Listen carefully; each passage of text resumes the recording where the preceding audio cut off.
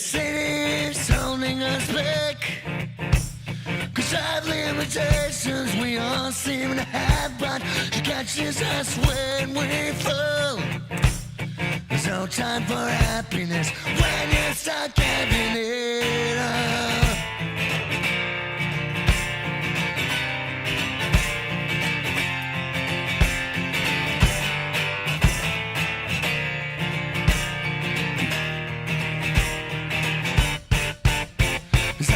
Too much to learn to learn. One blood, one singing now, just singing along. But it's not how far traveled wetlands. And every gray hair, every bad man is asking answers.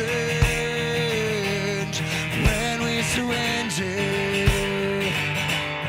nothing to say.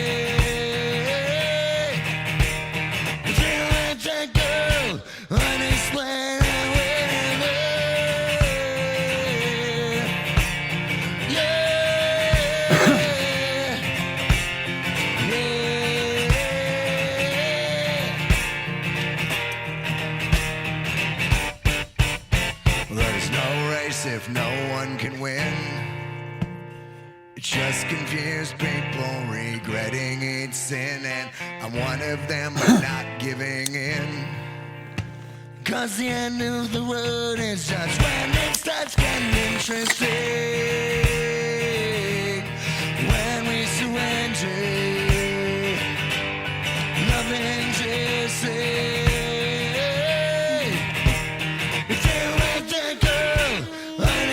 Are you guys ready? 1 minute. 1 minute.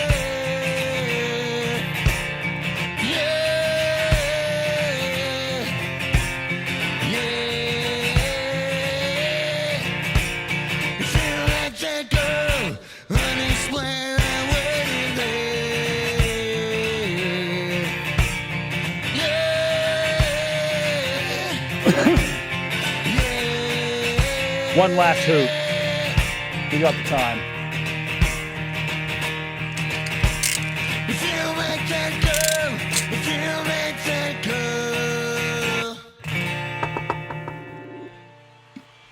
Greg, thank you for joining us, and thank you for waiting. I know time is precious for you today. You're out waiting to go check out a show, so first off, again, thank you for taking time for this.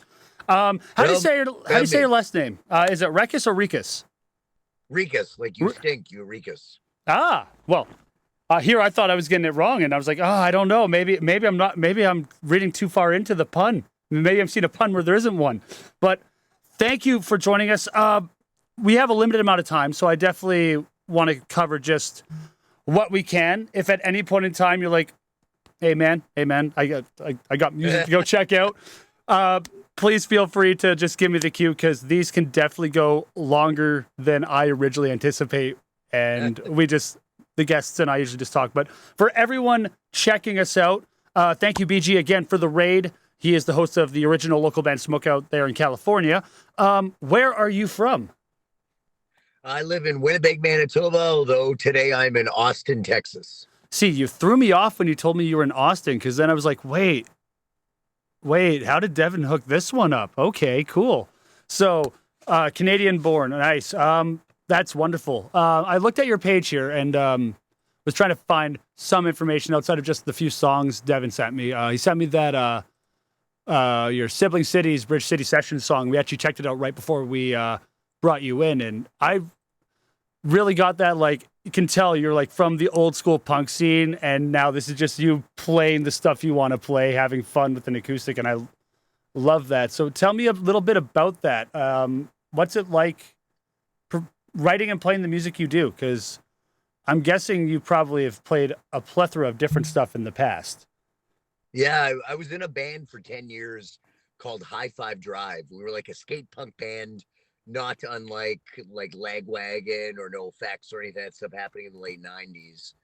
And that kind of came to a close in 2010. And I wasn't quite done yet with music or touring or any of that. It was kind of the thing I felt that really defined me, and something that I loved more than breathing itself. So now the problem is, well, how am I going to do it on my own? You know, I don't really, I mean, nothing against DJs. It's just not really my thing. And there's a Yeah. bunch of people, bought the jean jacket, grew the beard, and kind of they play soft songs now, and that's what they do. They got a nice haircut, and nothing against those dudes. A bunch of them are my good friends that I play with all the time. They do it well. It's just not something I can do. I'm kind of a more rah kind of like loud, talk too loud, too much, too long kind of guy. And I saw this band. They were called Hoots and Hellmouth. But the main Okay. part they were doing it was at a folk festival. It was more gospel-y kind of stuff. They're all great singers. But as they were playing, they were all kind of stomping on these platforms that had tambourines, and each of them had kind of their own. And I was like, wait, I just need that, but bigger. So my roommate at the time, who was a carpenter, built me this stomp box, put a couple tambourines on it, started writing songs. I took it on the road, and we hadn't quite figured out the construction of it yet. So I kicked a hole through it, put another piece of wood on, kicked a hole through that, kicked out a brace, put it back on with leg bolts, kicked that out, like just destroyed the thing every other night. So when I got back home after that tour and a couple others, we decided we had to kind of re-engineer the box. So we ended up moving the braces down, so there's actually about that much clearance between the top and the braces. Okay. And then the top is laminated Baltic birch. So once we kind Damn. of figured out, that was kind of the last key of it. It sits on top of my van. I'm in my minivan right now. It's on top of it, so it's easy to find in a parking lot. It's the one with the giant stomp box on top, and it kind of became the cornerstone of the act. A lot of places I've shown up after playing there one or two times. They're like, "Oh yeah, you're the guy with that thing, the box thing." I mean, That's it's hard enough to get remembered for anything, so I'm kind of thankful that people remember me for something. It also makes it fun. It makes it so I can show up. I can kind of be loud, annoying. I feel like a punk band still. If people want to talk during my set, hey, go ahead. Do your best. I'm sure I'll be louder than you're talking. And I finish. I'm just drenched in sweat, and I've kind of given it all I can get. So I think that's that was, as I said, when the band came to a close. I think I kind of found my new calling in life. you found a way to keep that punk mentality going, even if it's just you. It's like, I want to be that, still have that bombastic loudness that comes with the genre, but I'm only one man. How do I do this? And you can really see it just in that sessions video. Like when you get into it, you really like get into it, not just with how you lay into it, but like rhythmatically with your body motions too. You can tell you get into every strike, which is a really cool thing on a performance aspect, because it's no longer just there to create a sound. It's a element of your set. It's just as much a part of it as what you're doing on the acoustic or what you're singing. It has its own feel and vibe that it adds, and that's really cool, especially when, again, it's all you, just using different extensions of yourself musically, whether it's that percussive element down low or your acoustic or your vocals. Like it's, I love seeing the ingenuity and creativity that comes out of some musicians' minds with that. Yeah. I kind of ride that line between acoustic and band, where obviously I'm showing up as just me. So I've been booked several times on an acoustic gig, and at least two times, maybe three, two I can think of. I play one song and the owner comes running out and like flagging me down, like, you gotta stop, we'll pay you. We just thought you were acoustic. I'm like, I am acoustic. They were like, no, like, acoustic, like kind of. We thought we wouldn't need a PA or anything. I love that. The other thing you remind me of, there's this band from Medicine Hat called Mahoney, and they do not the same thing, but a similar thing. They're a two-piece, and they have some originals, but they're known in town for Mahoney-oki, which is, here's our set list of like 100 songs you might know. Between myself, this other dude, both on acoustic, and our little kick snare combination with our feet, we'll have some fun. We'll do your backing harmonies, like just let us know what to do. And I remember when I worked at a pub, seeing again that ingenuity of just being like, oh, that's clever. I can't get a drummer, but that doesn't mean I can't have a drummer, and I don't need a computer. I just need a kick and a snare, maybe a hi-hat if I'm like feeling provocative. But that's really cool.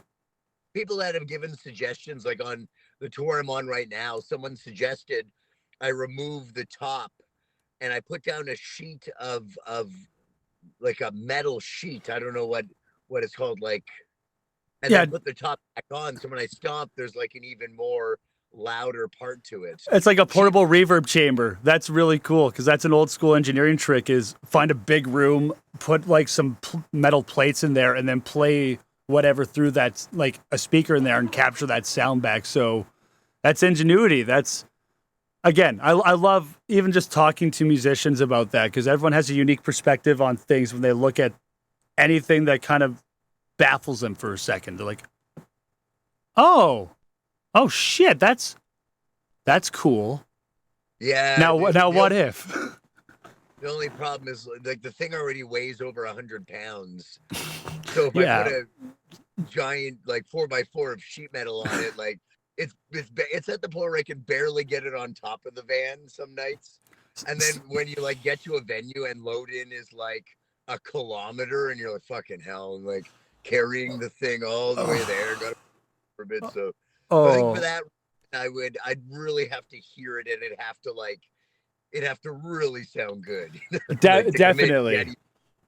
Especially something that size, because I'm sure you remember from like your days of playing in a full band. There are some venues with some really shitty staircases and some equipment's real heavy, especially if the bass player's like, no, man, I got my big amp today. And they're like, you know where we're playing, right? No. All right. Have fun when we get there. Yeah, exactly. So, or some of the staircases in smaller places, like out on the eastern seaboard and stuff, like you are fighting to get it down that staircase. It is like full on like couch out of the apartment scenario. Like maybe if we just twist it and no, okay, twist it back. Okay, everybody just wait. Meanwhile, the vocalist is just there with a drink, being like, "Nah, it looks good to me, guys. I don't know why you guys are struggling." Yeah. That's what parts of the scenes were you really a part of? Because that's with you being from Winnipeg, is that like kind of where you've always been, or is that just kind of where you are now? No, that's where I've always been. I started in the punk scene, the local punk scene, punk indie scene, I guess. Because some of I don't know how much they've really identified with the punk scene, but again, they were like local bands. They didn't play big shows or anything. And I got into sound, doing live sound. I don't do any engineering. I always say it's like live sound and recording sound is like cooking and farming. You both deal with food, but in very different ways. So 100%. Like there's a really good hardcore scene in Winnipeg. And even though I didn't play in a hardcore band, I felt somewhat a part of it just because I did sound for so many of those shows. And same with the metal scene. I was kind of buds with all those people, and I really liked doing sound for the bands. Winnipeg was somewhat diverse, and being so isolated and so cold, I think it's kind of like the Seattle phenomena where you can't go outside a lot, so you're kind of stuck inside. So all the more reason to practice your instrument, write songs, and play in a band. That's cool, and I love hearing that you do other stuff as well. Like for me personally, like I also am a live sound tech. I do a lot of like audio engineering stuff as well, but that's kind of what I grew into after like getting thrown into the world in live sound, and they're completely different realms. But the different characters and personalities and just environments you deal with as a live tech, I always love that, and I'm curious what that's like for you, because I know a few rappers from that scene. Like I know Dresden, and I know he's done a lot of stuff kind of in that area. I know he did like Colossal Entertainment, and there's some other stuff. And there's another rapper from that area he's on his 4th new moniker right now. So he was Chaotic Animosity when he was up in that area. Now he's, I think, the 11th letter. But it's always cool as a tech working that different stuff. And for you, what was it like kind of meshing? Because I imagine you work sound for, like you said, you work sound for the hardcore scene. I imagine you did stuff for a lot of other stuff too. So like, what were the things that you kind of learned while going through that and witnessing and kind of watching all of these different shows? Yeah, I've done almost every aspect of it too, all the way from like mixing to doing monitors, patch, just flying the PA, setting up a few speakers, a speech. And music is my favorite thing to do, and that's kind of the gigs that I try to get most often. And you just got to be into it no matter what. I mean, I've had to mix like a mainstream country act and like it, right? Like sometimes you got to eat a shit sandwich and like it goes. And I found a way, like, you know, as much as I'm not a big fan of maybe the lyrical content, maybe the personalities, they were never assholes to me. We're just working together. Yeah. And they're all pretty good players. You gotta confess, like none of them show up and can barely play the bass, or like, like struggling on the guitar. It's out of tune with a shitty tone. Like they all are serious players, so that's nice. It's not that hard to make it sound good. Hmm. So you got to kind of just find you know, what makes me happy about this music. And some things you just got to put aside. Once it becomes your job, it's like any job. I mean, I'm sure we've all worked in the service industry at some point and had to bite our tongues clear off just because someone's being an asshole because they think they get more than maybe they deserve. Um, but in terms of trying to do like, so I'm playing music half the year, other half the year I'm doing sound and setting up shows and stuff like that. And I really like that aspect. I'm always involved in the scene, but at different points. Yeah. Because I think I'm the type of person that I could never do just one thing all year. I just can't. Even if I toured year round, I mean, maybe there's a situation if, what if I had a hit song all of a sudden and I got to hit it this year or it's never going to be popular again. But just for my general level of happiness, I like coming home, putting down the music for a bit and just focusing on working and doing sound. And then once I kind of get, I'm ready again, then to put that down and go back to the road and be able to play. So it's a really nice balance. And also, if I was on the road all the time, I mean, I have a partner, Katie, at home that I miss a lot. I have my friends I miss a lot at home. I wouldn't want to be on the road 24/7. As much as I love doing this and absolutely love traveling, it's defined my life. It's nice to put it down and kind of take another aspect of the music industry. Most definitely. Those boundaries are really important too, because I feel, especially now, a lot of people do a lot of different things if they perform or write music. Like you do all of your audio and tech stuff, and I feel like I wish we had more time because there's so much stuff I feel you and I could talk about off that because I also do a lot of that stuff. And there's also people that maybe do like photography, videography, promotion, stuff like this, where they're just helping promote on the side, doing whatever, or putting on shows. And finding that balance is so crucial and important so that the things you're a part of don't suffer because you're overloading yourself, overworking yourself, or not knowing when to take a break from one thing and adjust to the other so that you can keep yourself fresh and, scratch the itches you need to scratch when you need to scratch them, so to say. Yeah, yeah. I've worked with countless numbers of bands over the years.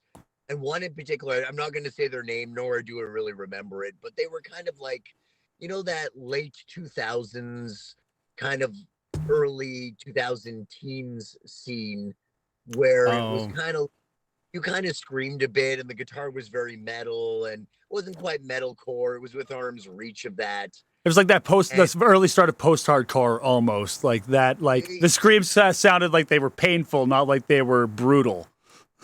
yeah, yeah, they kind of, it was after that, like where one guy sings, one guy screams. That it was kind of after that scene, but it was kind of before like the whole metalcore crabcore thing Oh, the kind crap, of yeah. really broke boom. And so they sounded very much like from that genre, and they probably played for, so I imagine they had at least 2 or 3 records to draw material from, and it all Yeah. kind of sounded the same. And they were just like they weren't mean to me, but you could tell none of them wanted to be there. And like just judging, I think I'm a pretty good judge of how many people are there and kind of what the band probably gets. Yeah. After they paid all their bills, I'd be shocked if they each got $100 to do that show. Maybe they sold some more merch. Maybe it's more than I think, but it seemed like they were kind of making just enough to still have to do this. Like if they would have left it, maybe I don't know if they have jobs on the side when they get home or what they're doing. Like just kind of that point of why are we still doing this? Because it's kind of a paycheck, but kind of not. And Yeah. that's something I never get to. I hope that. I mean, I'm barely making it as it is. It's definitely not a paycheck, and I'm glad I have a job at home. But to get to that point where I'm always on the road. I'm kind of doing all these shows I don't want to. That's the time to kind of bow out and say, we had a good time. Let's move on to something else. I But agree. get stuck in that, right? They get stuck in that. Well, I'm 30 something coming on 40. And this is kind of all I've done.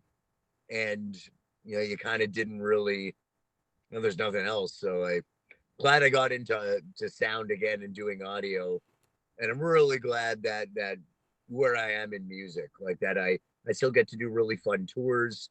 It's all stuff I book, so I kind of can control how much or little I want to do. And the odd time you get a day off like today, and sure enough, I lucked out. Some friends were in town on this rad tour, and they got me in. So yeah, I don't know.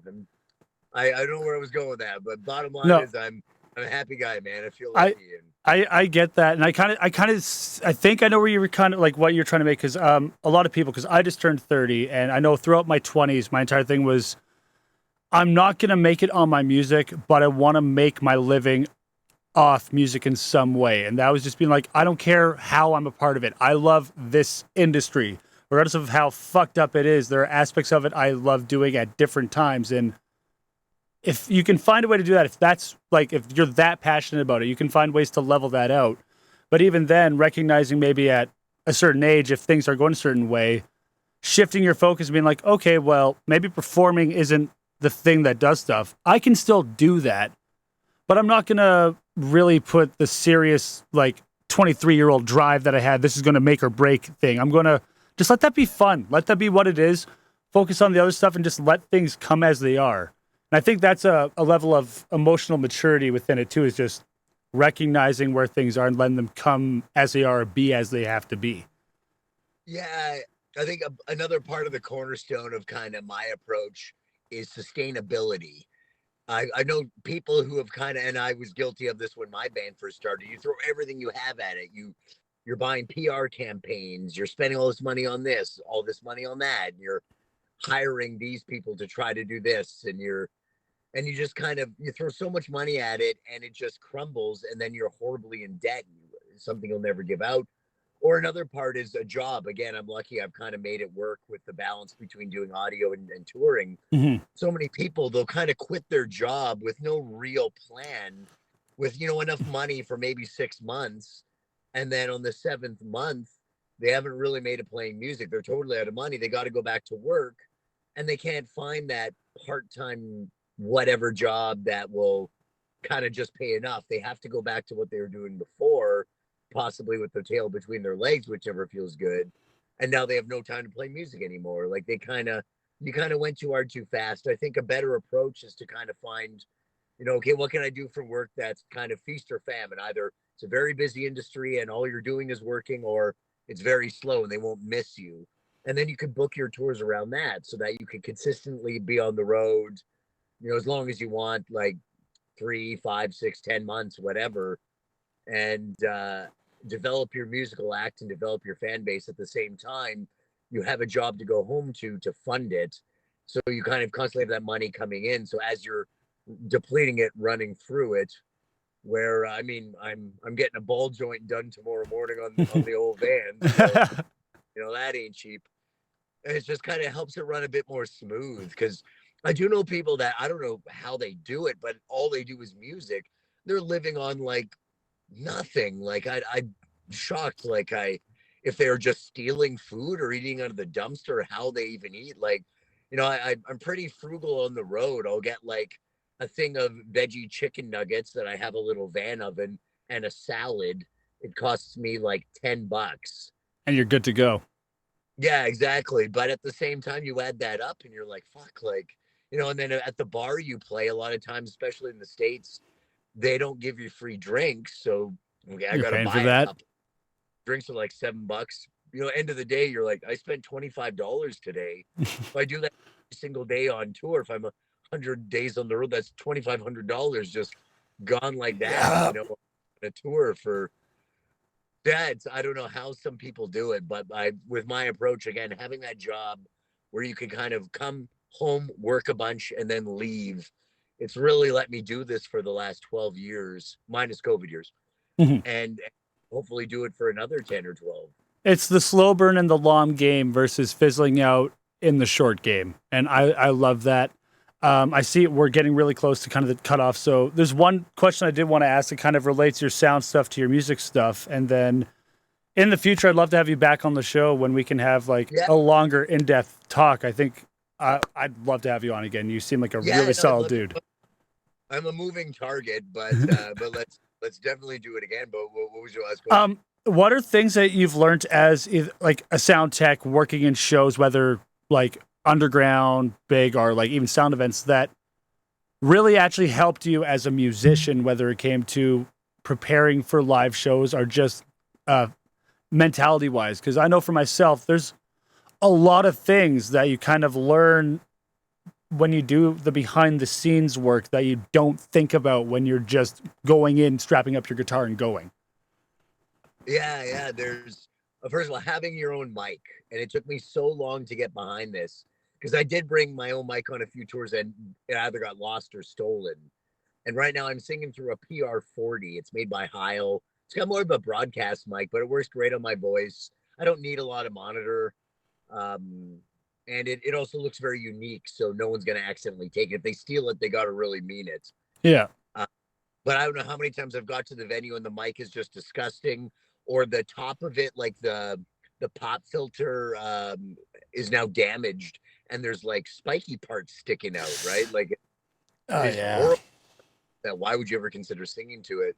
Well, I think just my general approach to audio, when I get there, I like to show up early. Like if the show is at 8, I want to be there at 6. I want to hear the entire PA, want to hear all the monitors. I'll usually flatten the graphs if I'm able to, and tune it to kind of what to my ear sounds good. Make sure I know how to use the board. Just make sure the rig is in good working order, as good as it could possibly be. And I feel it's kind of the same for me with my approach to music. Like if the show's at 8, I don't want to roll in at 7:50, kind of throw my stuff on stage, just kind of barf out a set. Like I want to get there early, make sure the guitars are good if I have to change any strings. I always do a good job at wiping all the sweat off, wiping them down, and kind of making sure everything's working ready to go. And also, it's nice to just kind of grab a drink or two and just hang out at the bar a bit before talk to some people. Awesome. I couldn't agree more. It's as a former athlete, like, it reminds me of the whole first in, last out mentality. Like first one to show up to the venue, last one to leave the venue. And Yeah, that awards you so much downtime as well because like you said, if you show up 2 hours before the gig's done, you know what you need before anyone gets in the door. So you don't have to deal with excess sound or chatter or movement. Everything's generally pretty clear and open. There are very few bodies in there. And you can just prepare and kind of assess yourself. Be like, okay, how am I feeling? Am I good? Is my stuff good? Do I need to do anything?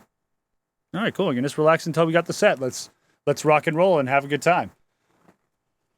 totally. Yeah. It's. I don't like rushing. I've never been into that. Like show up the last possible second. And I know people have anxiety. Some people don't like to hang out in crowds. I absolutely love people. But I think that's kind of my approach to both. Is just give yourself enough time and do a good job. Hell yeah. Well, thank you, Greg, for taking the time to be a part of this. I'm going to Thanks talk so to much. Devin and be like, hey, we got to get him back on again when he has a bit more time and doesn't have to go check out a show because I think we could talk about a lot of stuff, uh, like a lot of different stuff. Before you go, where can everyone find you, my friend? If you Google my name, you will find a bunch of stuff. GregRekus.com, I recommend for tour dates. I have the book face. I got the Instagram. I have a TikTok, so all that stuff. If you want to buy my music, Bandcamp, you can send some money and purchase it on there. And it's Greg Rekus at band or dot bandcamp dot whatever. You'll Gotcha. find it. You'll find Google me, Google Bandcamp. You'll find Awesome. it. And Lizzie, if you can get those for the chat, that would be awesome. Sorry, my friend, just to make sure that actually, I want to make sure they get those. yeah,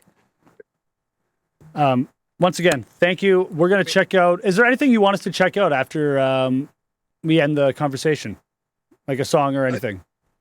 but I mean, there's some live stuff on YouTube. I'm always super proud of that stuff. Sounds like you already checked out the Bridge City sessions. But now I'm just and then I don't know. I think my TikTok's good. Nobody else seems to, but so if you want to check out a video there too, go for it. It's kind of just me traveling, me showing what I'm doing and trying to promote the shows. But yeah, if anyone wants to check me out on the road, I'm still on the road till November 26th all over the States and Canada. And I'll be out a bunch next year too. So come see me live. Come have a drink. Let's hang out. Hell yeah, everyone go check out Greg Rekus. Thank you, Lizzie. She got the website for us. We're gonna check out But Some Animals Are More Equal Than Others from Bridge City Sessions from 4 years ago. And until next time, my friend, have fun, stay safe, enjoy your tour, and enjoy your night of music. Thanks, man. Thanks for having me. No problem. Take care. Peace out. Awesome. Well, guys, that's a cool dude. That guy, Greg, seems like really cool shit. Like I said, as a fellow sound nerd, like the moment he brought that up, I was like, oh, damn it. I really wish we had more time.